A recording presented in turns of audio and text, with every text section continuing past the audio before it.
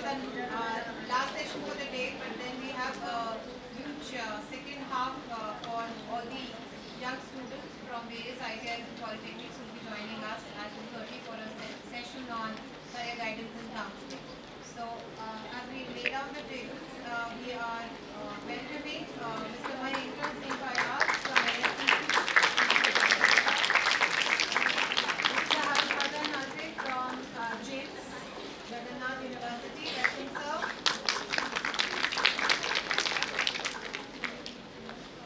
Dr. B. Jagdish from Toyota Learning and Development. Mr. Abhishek Pandit, Director Advantage.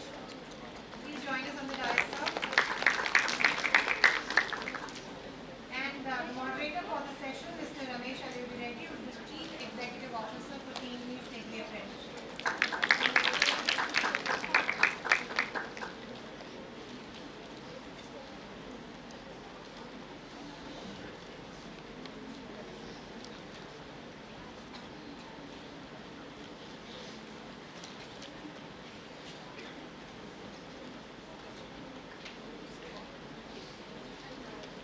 Request everyone to please sit down.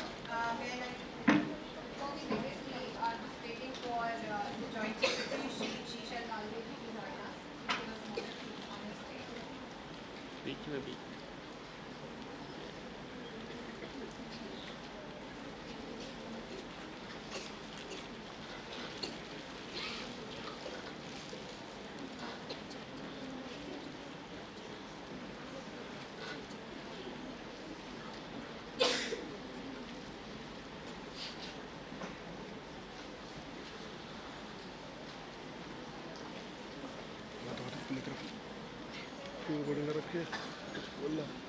Channel आ गया मैं आ गया उसके अंदर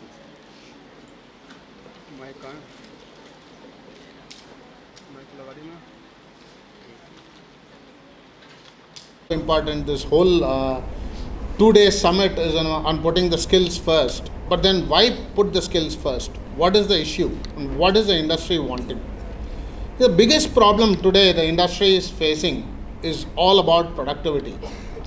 Now, if I were to just take the case of entry-level students who are joining the workforce, the challenge today is different industries. Everybody has to train the students, although they have finished their education programs, for up to a period of more than 1 year in some cases, to ensure that they are ready and productive for work.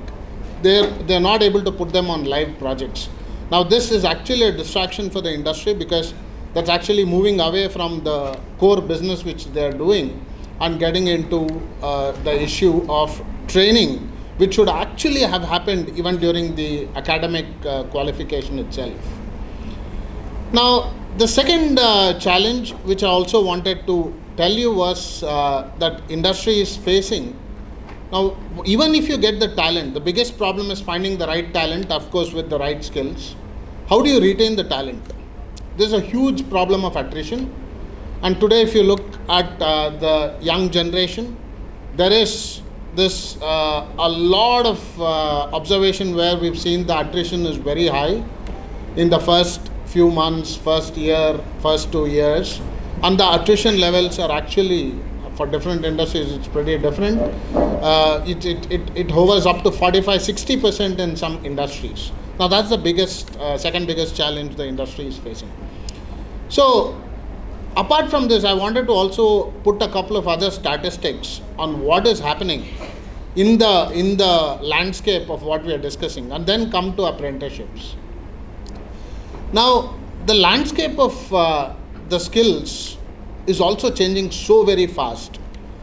There is this report by the World Economic Forum which says that 85 million jobs will be displaced because of artificial intelligence. Now, again, there is another statistic that the same World Economic Forum says 97 new million jobs will also be created. So there's no need for despair. But the fact is that you got to upskill, reskill, like what Shri Atul Kumari ji was saying, to ensure that you are relevant. The other thing which was very recent in the labor force participation survey, the LFPR, has actually gone up from 57% to 60%, and this was reported just 2 days back. Now, at the same time, what has also happened is the unemployment rate is constant. Now, why is that so? That is because people are probably getting self-employed and trying to compromise on the quality of jobs, or earning less wages. So that's the challenge, and that's why the unemployment rate, because people also choose to do things on their own, which is self-employment. Now, the panacea for all this is actually skills. Now, if you have to solve the problem of the industry in terms of either productivity or attrition, you really have to ensure that you got the right skills. Today, I think that's the reason why this summit, for the last 2 days, we're putting skills first over qualifications alone. So from that perspective, skilling becomes extremely important so that the industry gets talent where they can continue to perform and start being productive from day one of joining. Attrition levels will go down because once they understand the job, they will be able to perform at a much better peak and get remunerated accordingly, so that because they have the right skills, and their remuneration will also go up. Now, this is why skilling is so very important, and the best way for ensuring that skilling becomes a norm in the industry is through apprenticeship and internship programs. Now, apprenticeship and internship programs, these are actually driven by the government of India very, very seriously. There are 3 ministries working on the skilling part. There is MSDE, where we've got the NAPS, National Apprenticeship Promotion Scheme. We've got the Ministry of Education, which gives the NATS, National Apprenticeship Trainee Scheme. And then now we've got the Ministry of Corporate Affairs, where our Honorable Finance Minister actually during the budget this year announced about the internship scheme. So there are 3 ministries, and the government is doing a lot. So just like our Secretary said before this session, the government is really taking a lot of steps. The NEP policy is another one where the HEIs, higher education institutes, have to ensure that vocational training is part and parcel of your learning.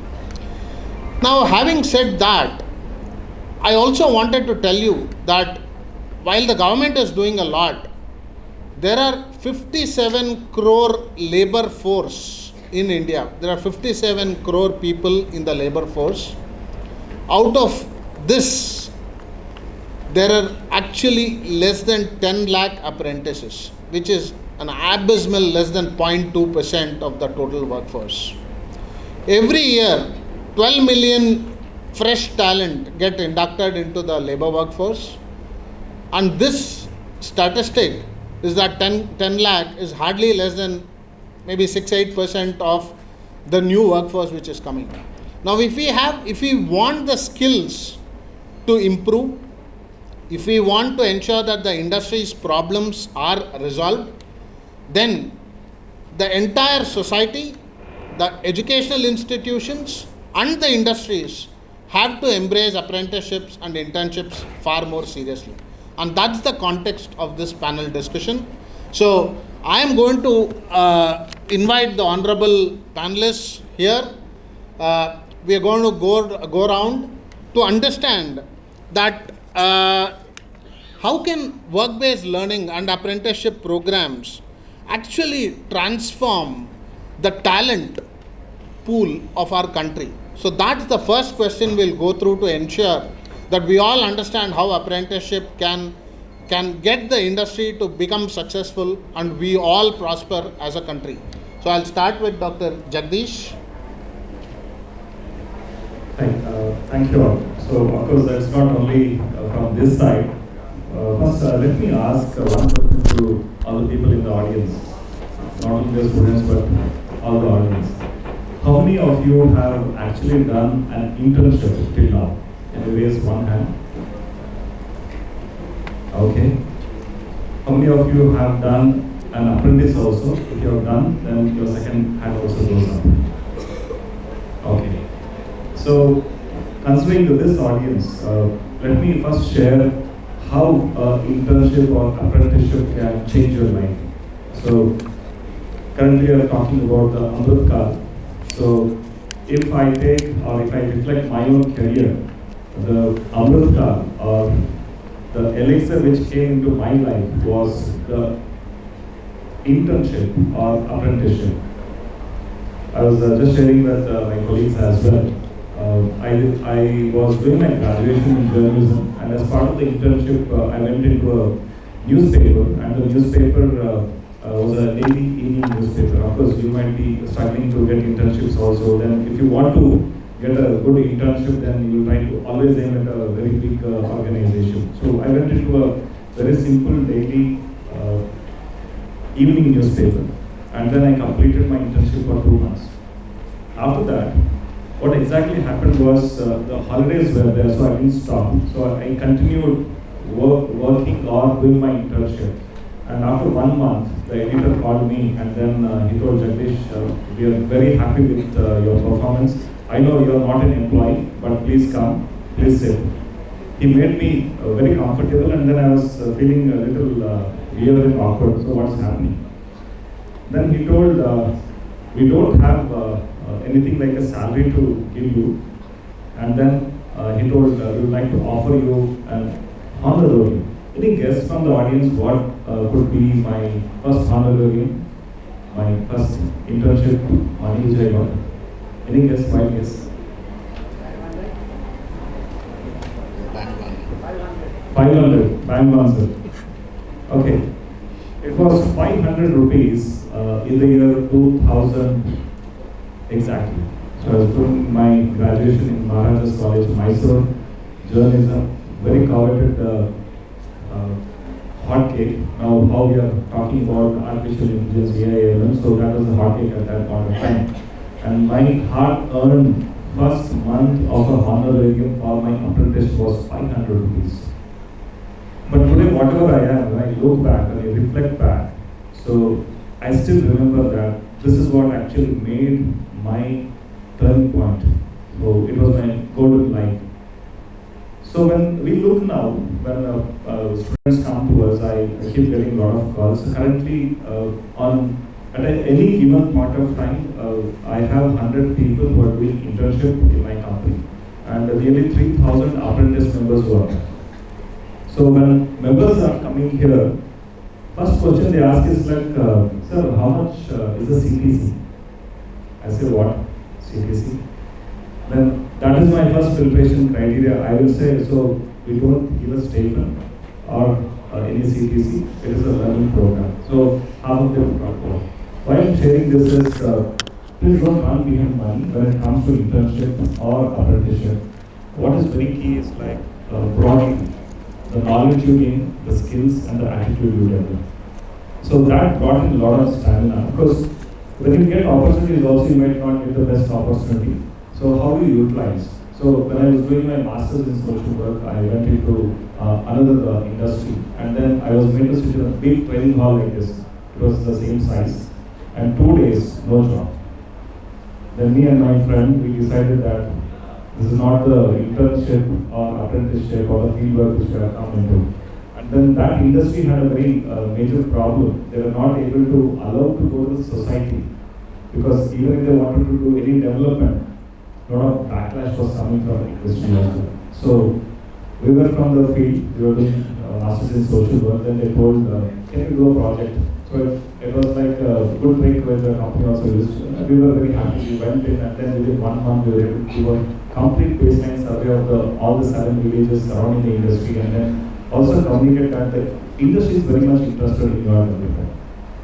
So that's how we were able to ideally bridge our knowledge, skill, at the same time attitude as well. Coming very briefly on apprenticeships, I was mentioning about 3,000 members are there, and today the people who are coming in, so we are sending them to Qatar, Jordan, and just 2 months back, nearly 94 members from the company, they were able to go to Slovakia as well. So overall, it's a golden opportunity with internship or apprenticeships.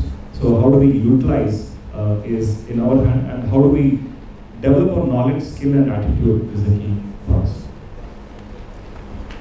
I'll request the other panel members to also discuss on this topic quickly, because it is very important to set the context, and then we'll go quickly. Mr. Payal. Good afternoon, and thank you very much for inviting me here. And it was with my personal interest to come here. And as you realize that I purposely decided not to wear a coat today, so that you will notice me and at least 3-4 minutes of my talking where I do the sales pitch to you, you will listen to that. And I am Mahendra Singh Payal. I am the Chief Program Officer, and I look after the apprenticeship in National Skill Development Corporation. And there we run the scheme NAPS, National Apprenticeship Scheme.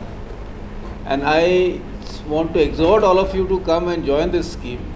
And now I'll say why we should join the scheme, because I think, or in the morning session, or if you see anywhere else, the industry will say that the people who come out from the education system are not employable. That is the first thing which I hear, which although I personally believe is overhyped, because no education system can train you specifically for each industry. But they may be referring to a lot of people who come out from not so good colleges. And the second part is the industry also saying that the people or the training institutions which are there, they are not up to the mark. They do not have the requisite equipment or the trainer. So I have also run Pradhan Mantri Kaushal Vikas Yojana, which is our ministry's skill development scheme for last 6-7 years, and we have trained millions of people there. I also seen the training in ITI and how it goes about, and we find that only 1 or 2 trades are actually subscribed to, which industry hires from ITI. So end of the day, the conclusion is that apprenticeship is the best way to train somebody for industry readiness. And I say that with a lot of conviction, because if you are getting trained in the industry premise, you are actually getting trained on what is required of you as a candidate or as an intern or an apprenticeship, and subsequently in the job. So that is why I believe that apprenticeship, we must do it correctly and properly. But unfortunately, we find that we are not so much forthcoming with this mode of training. Firstly, I think it is because of the lack of awareness.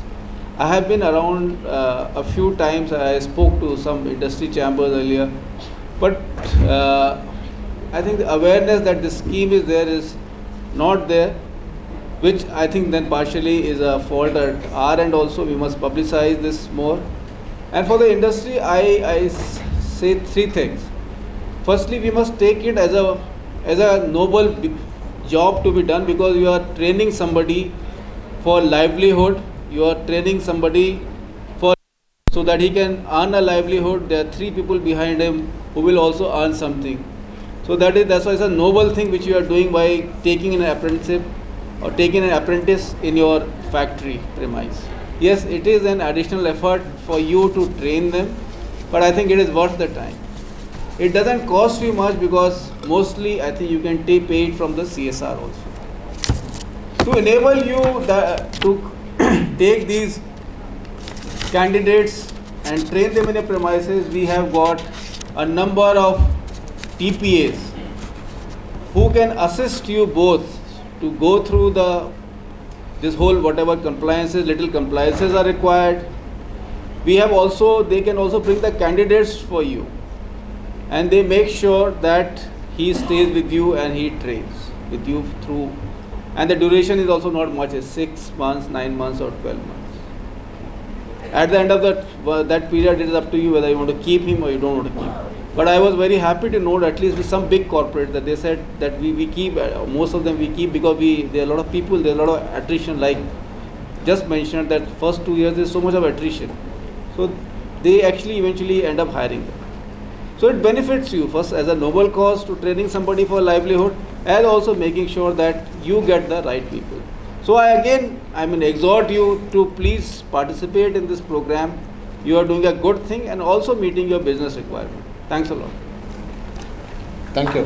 So we heard from one industry expert who joined as an intern and who is now sitting as the head of learning and development for Toyota Corporation.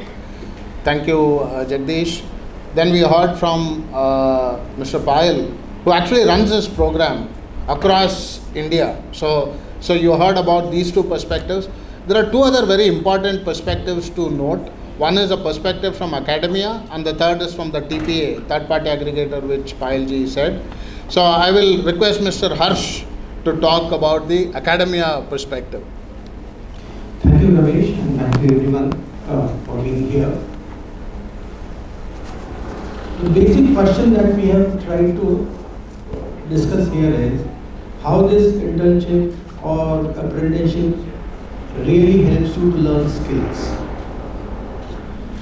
As an academician from last 35 years, I've understood one thing, that for a trainer, for a teacher, classroom is only sufficient to give you some understanding of concepts. But if you want someone to apply the concepts, you actually need a field where the person can do something. So I usually define this as teaching and learning processes. Teaching can give you basics, fundamentals, and for understanding you can have a simulator kind of thing. But if you really want to learn a skill, the only way is by doing it.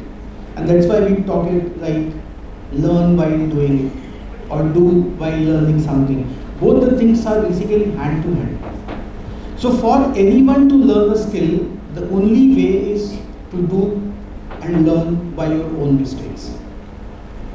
All these aspects of learning are actually inbuilt in your internship and entrepreneurship. What is actually happening here is a faculty who is inside a class feels that I can make someone expert of this particular skill. That mindset is also a problem. And then a student who is inside the class feels that as soon as I will leave this class, I will be an excellent educator or excellent motivator, or any kind of skills that you are talking about is also a problem. And that's why when Mr. Payal was talking about, people are not coming ahead and joining these apprenticeship and internship programs because they feel that as soon as I leave this classroom, as soon as I complete my training, I am an expert. So until unless we talk about this mindset of people, that teaching, learning actually requires twofold aspects, classroom plus field. And until unless we combine these two areas, I don't think anyone will be able to do anything in the area which you want. Talk about any skill. If you want to really want to drive a car, you can have a classroom, you can have a simulator, but the ultimate skill you will learn when you will start driving on the road itself. Similarly, every skill has to be compulsorily embedded with internship and apprenticeship. And that's why I usually try to educate my students. I'm usually teaching in the PGDM program or MBA program that this 2 years MBA is not sufficient. After that, you get something called management trainee as a job. So consider that 2 years as your training part and then expect the ROI. Now the industry is actually trying to offer you some salary for training, so you should be actually thanking to them, not expecting them something on the day one when you leave a classroom. So when the entire society understands, when the community understands, I think the problem what we are facing in terms of employability can be minimized. I think all the participants, whether it is the training side, delivery side or supply side or execution side, need to understand that it is ultimately a mindset problem, nothing else. We have ample availability of opportunities, we have good trainers, but until unless we understand that both need to be hand to hand in the entire process. And you complete a program only after a successful internship or apprenticeship, then only your certificate or degree program can be completed. And this is how basically the entire problems can be actually minimized and the learning can be maximized. Thank you.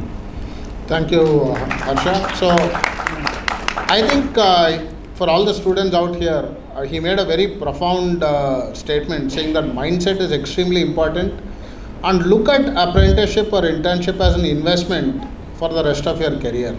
I think that's extremely important to understand. And like when we started, Jagdish said that it's just not about the CTC.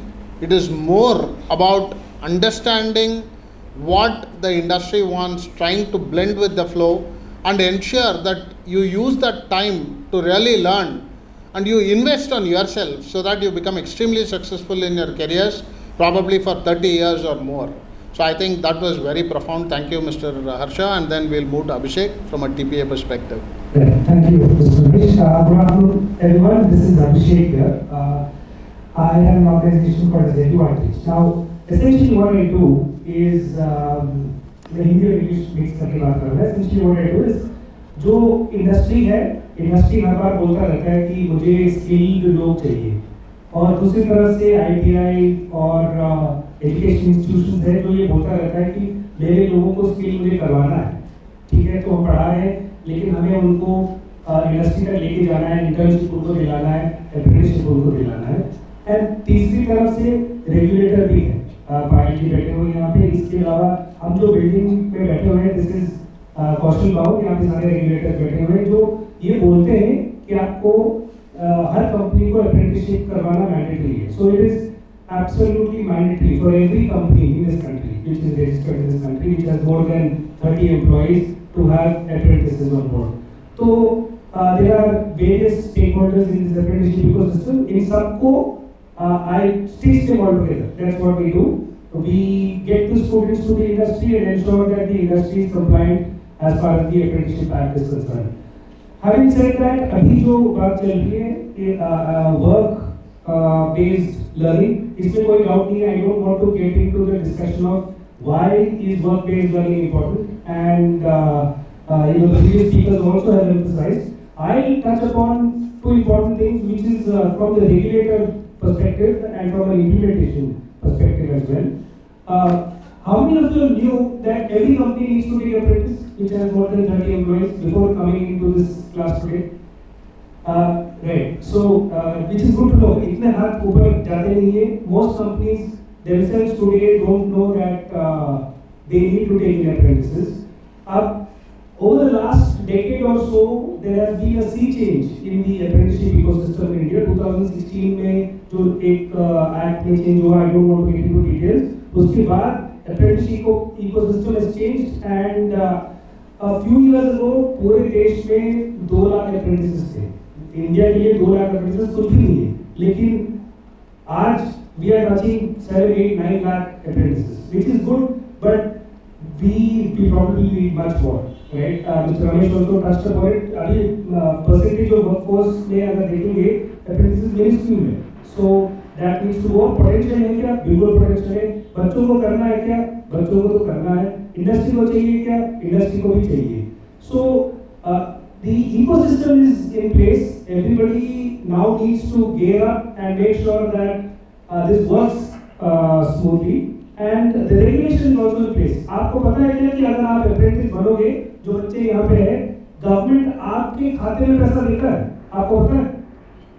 नहीं पता है. तो अगर आप ITI कर रहे हो, आप apprenticeship कर रहे हो, तो internship में, apprenticeship में stipend मिलता है. stipend के अलावा सरकार आपको 1,500 रुपए हर महीने आपके खाते में डायरेक्टली देता है. अगर आप ग्रेजुएट हो तो या डिप्लोमा होल्डर हो तो 4,500 रुपए मिनिस्ट्री ऑफ एजुकेशन देता है. Now these things many people still don't know. I'm sure it is a matter of time when they get to know. So the regulation is completely pro industry, pro students. तो अगर आप देखोगे कि कितने साल से जो changes हुआ है, they have been absolutely pro apprenticeship ecosystem, and awareness भी अभी बहुत सारा बढ़ गया है. Now the good thing is this Ministry of Skills and this Ministry of Education पहले तो अलग-अलग चल रहे थे, लेकिन अभी दोनों साथ मिलके चल रहे हैं. So in the future, I mean even now it has happened that अगर आप apprenticeship कर रहे हो या internship कर रहे हो, उसका credits लेके आप you can go to Ashwati's college and say कि मेरे पास 20 credit already है, तो मैं इसको use कर सकता हूँ क्या? and he will say yes, you can use this credit in your BCom, BSc, जो भी आप course करना चाहते हो, you can use that credit and join that course. So these are revolutionary changes that are happening in the ecosystem, and this will change the way education and work-based learning is going to be in the future. There are a lot of things that still needs to be changed. In fact, I'll ask the students again, आपकी यहाँ counselling होती है, student counselling होती है final year में, है ना? कितने बार काउंसलर आपको बोलता है कि आप अप्रेंटिसशिप करो? बोलता है क्या? नहीं बोलता ना। तो ये छोटे छोटे चीजें हैं जो हमें और भी चेंज करना है, because that mindset need to change. I'm sure it is going to change in the future where the ecosystem is changing, it will change, and everybody will be aware of the ecosystem, and work-based learning is going to be the future. There is absolutely no doubt in this at all, and we'll all get towards it. Hopefully next year when we sit, we'll be talking more in terms of और इसको कैसे अच्छा करें. Thank you, Abhishek.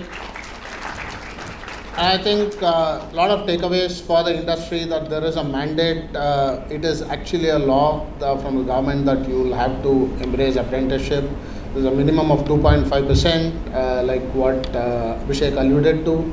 For the students, there is benefit which is given by the ministry, by the government in terms of cash, so through stipends. So these are the benefits, and a lot of benefits. So you should reach out to understand about the apprenticeship scheme more if you really don't know the details. And I think there is a whole army working to get this implemented, and we are all there to support you. Now I'll move to the very important question to Mr. Jagdish.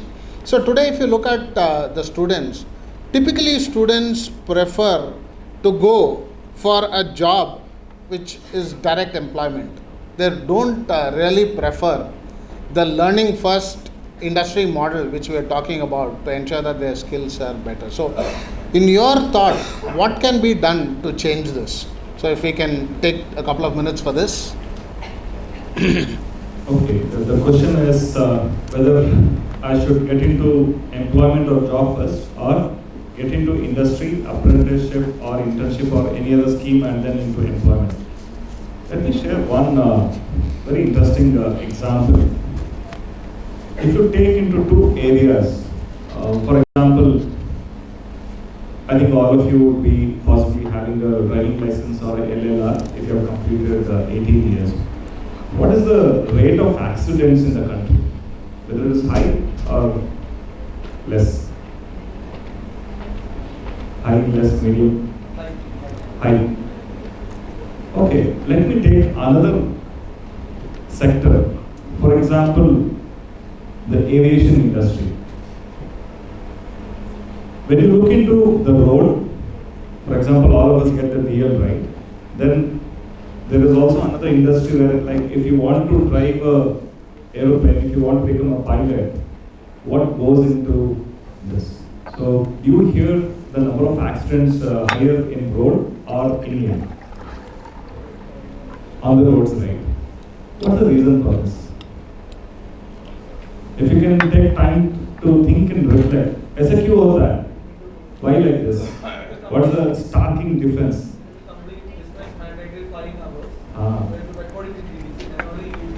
Yes, that's the difference. Perfect, sir. Very well said. That's the difference between getting into an industry, getting trained, and then getting into the job. So, if you get into directly the roads, so we meet up in accidents. And in industry, if you meet with any accident, you can get crippled. But if you have a careful and conscientious way of developing yourself, like how the pilots are trained, so many hours, so many rigorous training, certification, then the number of accidents will also come less. So to summarize, if you get into employment directly, what will happen from your perspective is, you will start thinking, boss, this industry is not for me. Bro, this organization doesn't work for me. Then you quit. Then you go to another organization. But when you try to understand, okay, what works for me, where do you get the kick while working, then it becomes easier. So if you ask me, which is first? Industry first, get oriented and then get into the job. If you directly get into the job, you might not be so much prepared. For example, I was mentioning, any idea how much time is required to assemble a car? Wild guess. You would have seen our cars, you know, the Fortuner. Any idea how much time is required to assemble a car? Wild guess. 4 hours. 4 hours. So we assemble one Innova or Fortuner in 2.5 minutes in the assembly line. So by the time I'm talking to, Innovas are already out from the assembly line. If you take a high rider, we assemble in 64 seconds. Every 1 minute, one car comes out. So that's the importance. So we need to ensure that we get into training, rigorous training. We have the stamina to work, develop the attitude, and then come into the employment. Thank you. Thank you so much, Jagdish. And I think that analogy of driving license versus getting a pilot license is a very powerful way to tell the audience about what the difference is between the two models. Thank you so much for that. So the next question I will direct to Mr. Payal is about, see, today there is a lot of concern that the industry under the aegis of apprenticeship is trying to use cheap labor. So that's a big concern. So what can the government do to curb this? Thank you. So there are two one-liners which I can't raise myself, so I have to say them to add to what Mr. Jagdish just said. And it is lack of skills. Partially that we as a country have the dubious distinction of having one of the slowest road speed and still managing to kill the maximum number of people on the road. So this is what happens when you are not skilled and you are not trained exactly to obey the rules. And second thing is, I forgot last time when I spoke, we have a booth outside, so I request you to visit that, and that will acquaint you with apprenticeship and how to participate in that. Now coming to the question per se, that the perception, I will call it the perception that industry is exploiting the apprentices as cheap labor. I try to dig into a lot of complaints, which they come up plenty every day, but most of the complaints are that the government part has not been paid on time, or they haven't got their certificate. So I haven't come across any complaint as such about that there has been exploitation. Therefore, it is my impression that it is not a correct thing to say that they are being exploited. There are two types of exploitation which came to my mind. One is that the work conditions are harsh, or the other one is that they are being poorly paid. So I'll address both of them. Firstly, that work conditions are harsh and they are being exploited in that sense. Like I told you, there are no complaints of that. There was one complaint which came some time back, which said that he is being used to sweep the area, and an investigation was done through apprentice advisor, through the ITI boss RDSD in the state, and it was found that that day actually there was some shutdown in the factory, and that's why it was being done. So it was not usual about him, and in spite of that he was shifted out to another establishment, and he in fact thanked us that I've been moved out to another one. So it doesn't appear to be a case that they are being exploited because of this. Second thing is of cheap labor. Here again I find that first argument which everybody here is given, that you are under training, you are learning, so your pay will not be as for anybody who is employed in the firm, because industry is also making an effort to train you for 1 year. They are taking out their time and they are risking their equipment also with you for 1 year. Second thing is that in spite of that, I found that at least with the bigger corporation, they are paying them well, almost entry level. If you add everything, they are paying them quite what they would have paid to somebody else, and they are paying them on time. So I think both the perceptions are wrong. Yeah, it is there in the guidelines which say you must pay around 6,000-7,000, and some industry thinks that actually it is a sort of direction from the government to pay that. For them, my advice is that you can always pay higher than that, because it is just a norm which is giving a minimum amount, which also in due course will get revised. So I think I have not come across this thing of that they are being exploited as cheap labor. Thank you, Payalji. The next question is to Mr. Harsh. So today, as I told you, there are various schemes the government is promoting. One is the NAPS, the other is the NATS. Now Ministry of Corporate Affairs has come up with the internships. Now as an academician, do the students get confused about this problem of plenty, which one to choose?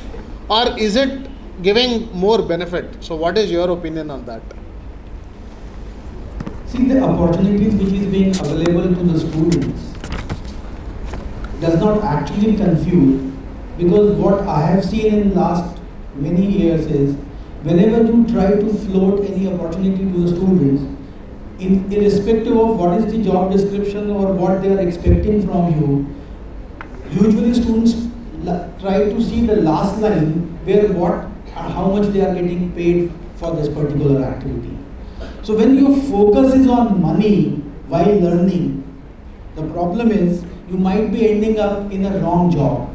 And when it is a wrong job, your previous question might come, where a person feels that, this is not I want to do.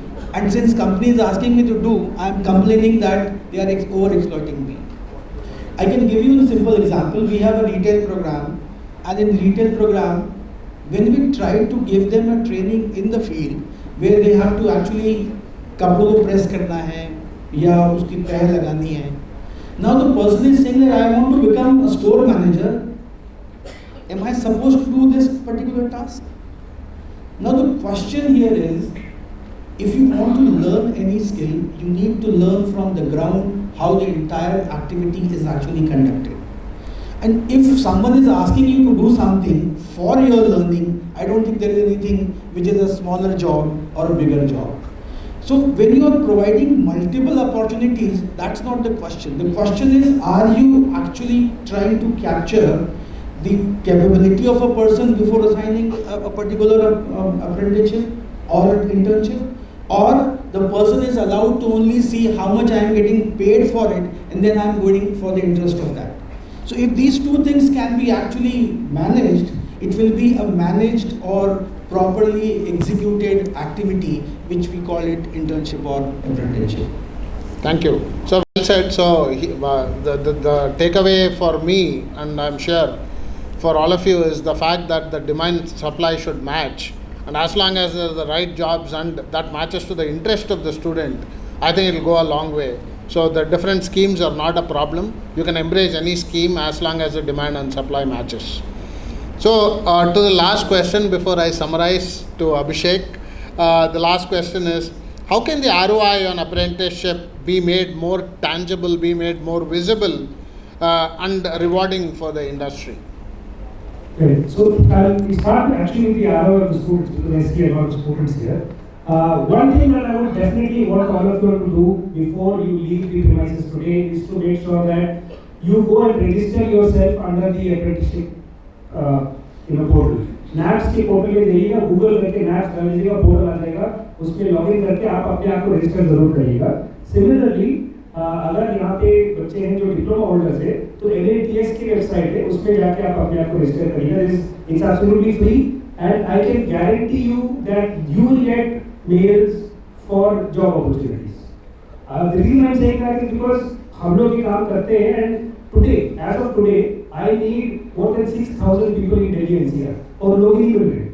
We need skilled resources, or we need people to go to the industry, and the industry is also looking for apprenticeship program. एक तरफ से हम ये बोल रहे हैं कि apprenticeship बढ़ाना है, दूसरी तरफ से industry है जो ये बोल रहे हैं कि भाई apprentices कहाँ हैं, लेके तो आओ. तो आप जब अपने आप को रजिस्टर करोगे, तो you will get the opportunities. That is one takeaway that I definitely want you to do today. That will help the entire ecosystem. दूसरा, आप इसको एक stepping stone की तरह लीजिएगा, जहाँ पे आप कोई जॉब अगर एक्सप्लोर करना चाहते हो तो एक्सप्लोर करो.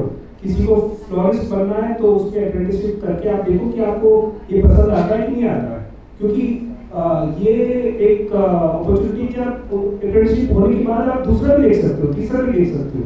So look at this as an opportunity to explore an industry, to explore a job. So that's the perspective that you should have as a student. And as far as ROI for the industry is concerned, ये तो no-brainer है. अब ROI उन्हीं industries को नहीं पता होता है जिनको इसके बारे में नहीं पता है. And the moment the industry reads about the apprenticeship program, I have not seen an industry which has got into an apprenticeship program and has come back to me and said, यार अभिषेक मुझे इसमें ना मजा नहीं आया. एक भी company ऐसा नहीं मिला मुझे जो ये बोला है. To give you some details, अगर आपको डिटेल में जाना है तो one I just mentioned previously that सरकार पैसा दे रहा है, 1,500 4,500 पैसा दे रहा है. That is a huge amount for every candidate every month the government is paying. So that's a big enough incentive. Second, because apprenticeship जो है लेबर लॉ के नीचे नहीं आता है तो कंपनीज वहाँ पे ESI PF वगैरह देने का मैंडेट नहीं है. दे सकता है, PF दे सकता है लेकिन मैंडेट नहीं है. So in terms of saving money, they save a lot of money by bringing in apprentices and training these apprentices as well. Apprentice को भी इसमें बेनिफिट है क्योंकि वो वहाँ पे काम भी कर रहे हैं, कमाई भी कर रहे हैं और लर्न भी कर रहे हैं, right? So definitely that one big advantage for large corporates is CSR. The entire spend that they are doing on the apprentice, including the stipend that is paid to the candidate, for all those candidates which are more than 2.5%, वो पूरा खर्चा CSR budget में वो लोग डाल सकते हैं. इसके अलावा वो AEDP प्रोग्राम भी कर सकते हैं. बहुत सारे और benefits है. I will not get into all the details, but like I said, I just want to conclude that I have not seen an industry who has told me that ये beneficial नहीं है. Thank you. So I wanted to just leave you with a line saying that your learning will never go waste. So learning is extremely important. So it's extremely important that you see this as an investment opportunity for yourself. And I want to end with a very small story about myself. I graduated from BITS Pilani, and BITS Pilani used to have this program. It's been having this program for the last 3 decades. We used to call it practice school. So now it's called apprenticeship. It is formal under the government regime. But at that time also there were apprenticeships which was offered as practice school. And I did the practice school for a 5-year course. I did an engineering and chemistry. I did 1 year of internship. I worked in ICF, which was Integral Coach Factory or Railway Coach Wagons, and then with Sundaram Clayton, which was actually into auto parts. And that learning, actually, after that I moved into software. For 20 years I was in software with Wipro and Cognizant. That learning I thought was not really useful. What is it gaining? But then, now today, as the CEO of Team Lee's Apprenticeship, when I go to meet the manufacturing customers, I in fact went back to some of these people only as my customers. A lot of learning what I learned 20 years back come very, very handy when I meet the customers. So learning never goes waste. So that's my story. I just wanted to encourage all the students to go back to the drawing board, think about how you can use this vehicle for your betterment. The industry to reflect that this is, you have to comply with the law. It is a law that it is mandated that you have to have minimum amount of apprenticeship, and the educational institutes to embrace NEP in its full spirit. If you embrace NEP in its full spirit, then apprenticeship and internship will be just nothing but a norm. So thank you so much. Thanks for tuning in and listening to us for the last 45 minutes. Thank you so much. Of course, with the permission of the chair, the fourth question was like how multiple schemes of apprenticeship can encourage us. You might be hearing various schemes which are coming from the government of India or the state governments. Very simple is like, please look that as an opportunity. For example, when we look into actual ITI apprentice, I was mentioning there are 3,000 youths who come into the system. And then they work in such a way that today they have become role models in the entire country. For example, one of the apprentices just now who participated in Lyon, France, he won the Medallion of Excellence in Additive Manufacturing for the entire country, not only for Toyota but for the country. One apprenticeship opportunity is even growth. Second one is like when I see all the girls in this hall, as Toyota, we were thinking only men are there in the manufacturing floor, so we need to explore. There were certain legislative difficulties. Women were not permitted to work in night shifts in our state. Then after pursuing with the government of Karnataka, they easily accepted, and then they told, yes, we have to ensure that women are there in the manufacturing line. So today we have nearly 300 women in the manufacturing line. I still remember last week when one of the visitors had come. So one of the girls was mentioning that I used to fear when I see the spark, or whenever I see fire, I used to be like, it sounds very, very difficult. I used to be scared. But today, she is doing work in the weld shop. And when you weld, you know how this pattern comes in. And then she says, now I enjoy that fire. The inside fire in you can make a huge difference. And the last one is how you can ideally, whether it's an ROI. I mentioned about the medallion of excellence. Today, the students who came in as apprentice, especially as an organization, every corporate, we look for bottom-up culture. So today, more than 1,800 members who joined as a blue-collar employees, they have grown as supervisors. Today, they are leading the entire shop floor, and as well as they have grown to very higher levels. Next, they are in the upstream, downstream, the suppliers, dealers, and then they are also going overseas. So it has been a great opportunity for all of us. And I think all the people here, the young folks in pros, you have a very good future. So please utilize apprenticeship as well as internship. Thank you so much. Thank you, esteemed panelists. Before we go to lunch, may I request for a group photograph?